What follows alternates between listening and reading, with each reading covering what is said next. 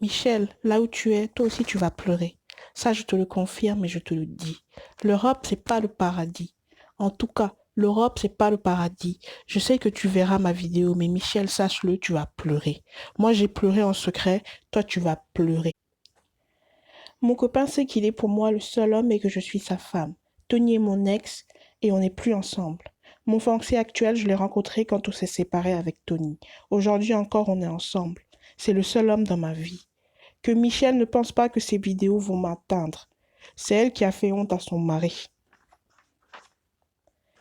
Si j'étais l'auteur de ces vidéos, si je m'étais caressée seule devant la caméra et qu'une personne avait publié cette vidéo, là, ça aurait été autre chose. Moi, j'appelle ça un enlèvement. Elles m'ont enlevé parce qu'elles m'ont menti. Elles m'ont torturée. J'étais seule dans la pièce quand je suis arrivée dans la maison. J'ai jeté un œil sur le côté et j'ai vu une fille sortir de la chambre. Elle a fermé la porte du couloir, celle de l'entrée. Directement, elle est retournée dans la chambre pour appeler sa complice, l'autre fille. La lesbienne, là. La fille, on dirait robot. Elle est même pas belle et son mari est un gigolo.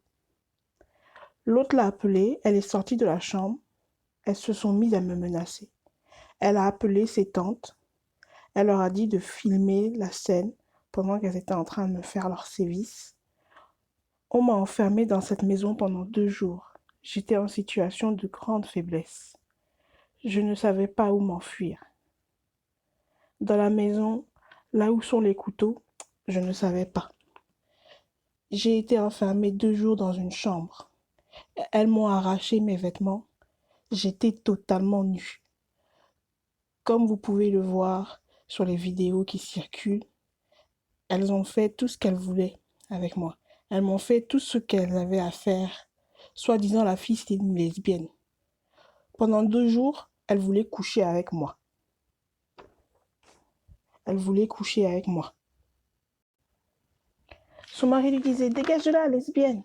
Tu l'as déshabillée. Maintenant, tu l'as regardée, tu l'as vue nue. Tu es enjaillée, tu veux te la faire. Ils étaient à côté dans la chambre et j'entendais tout.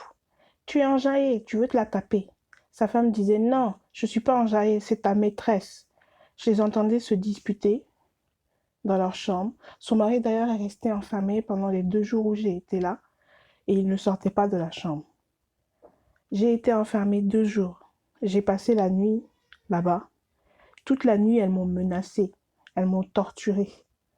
Elles m'empêchaient de dormir. Le 2e jour où elles m'ont libérée, tellement elle se disputait avec son mari qui lui parlait mal, elle se vengeait sur moi.